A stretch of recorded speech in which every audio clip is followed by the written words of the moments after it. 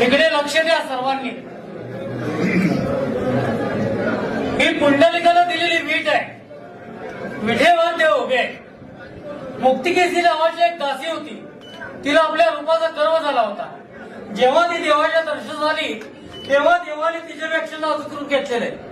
जेव्हा तिने आपले हात देवाच्या पायावर टेकवले तेव्हा ही पोटरुतलेली जागा आहे. ही कृष्णावतारात गोकुळात गुरे राखायची काठी आहे. हा पितांबरचा सोगा आहे. हा वासनिवेलाचा कतोड आहे.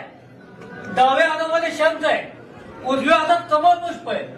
ही ब्रह्मदेवाने जन्म घेतलेली जागा आहे. हे अर्धांगिनी रुक्मिणीवासना स्थान आहे. हे मृगलांचन आहे. हा कौस्तुभमणी आहे. हे मकराकाल कुंडल आहे आणि शिवाकाल मस्तक आहे.